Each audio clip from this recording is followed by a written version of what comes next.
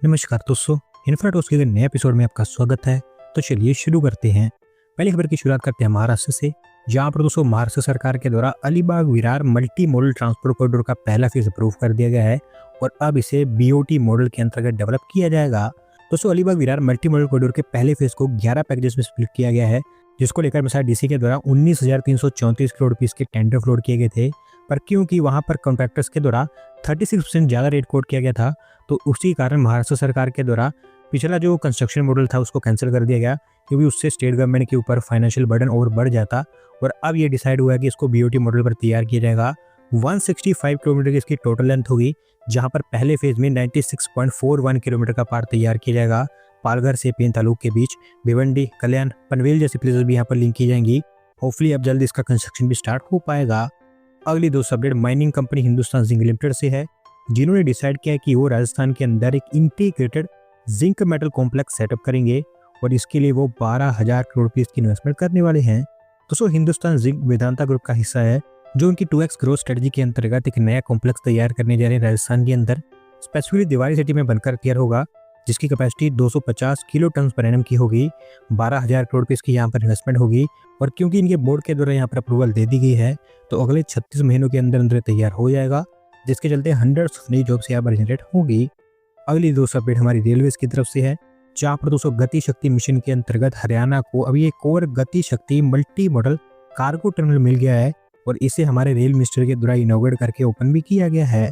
दोस्तों एक cargo terminal Maruti Suzuki के मानेसर फैसिलिटी में तैयार किया गया है, जो कि ओवरऑल 45 एकड़ के एरिया में फैला है, जिसको हरियाणा के पाटली रेलवे स्टेशन से भी कनेक्ट किया गया है एक डेडिकेटेड 10 किलोमीटर की रेल लाइन के थ्रू, जो कि आगे चलकर हरियाणा ऑर्बिटल रेल कॉरिडोर का हिस्सा होगी और इसे भी मारुति सुजुकी इंडिया के द्वारा फंड किया गया था।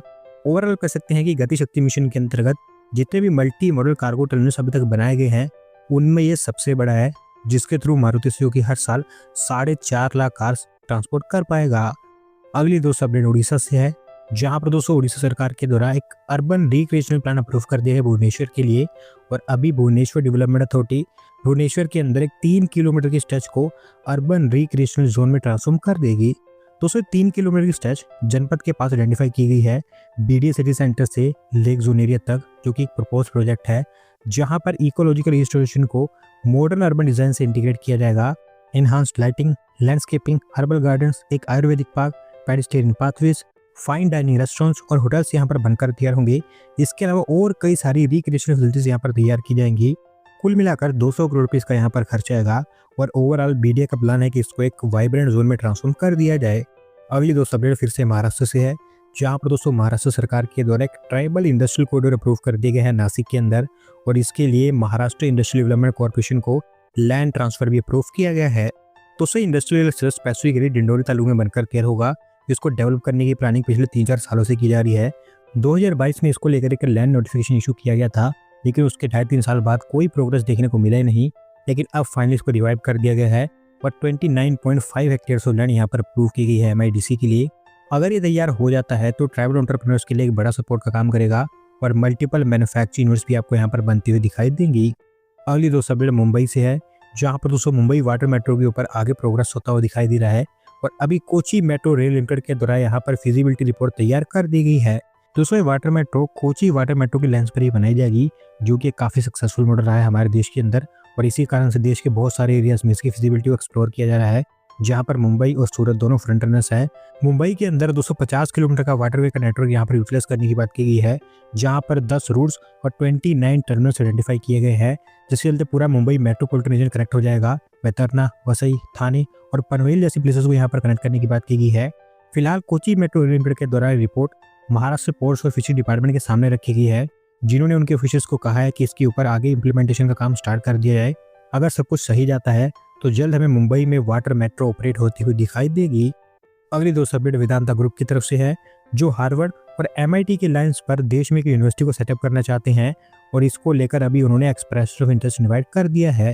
दोस्तों बेसिकली वेदांता ग्रुप इस यूनिवर्सिटी की प्लानिंग काफी लंबे समय से कर रहा है, जहां पर उनका कहना है कि वो भारत में एक ग्रैंड यूनिवर्सिटी बनाएंगे हाई क्वालिटी एजुकेशन के लिए, जो कि हार्वर्ड और MIT के स्केल को मैच कर पाएगी।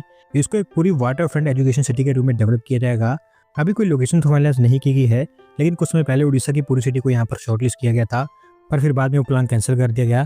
तो अभी ये फाइनल नहीं है कि कहाँ पर ये बनकर तैयार होगी, लेकिन इनकी मेन कंडीशन ये है कि जहाँ पर भी यूनिवर्सिटी तैयार होगी वहाँ पर एक वाटर फ्रंट और एयरपोर्ट कनेक्टिविटी काफ़ी अच्छी होनी चाहिए।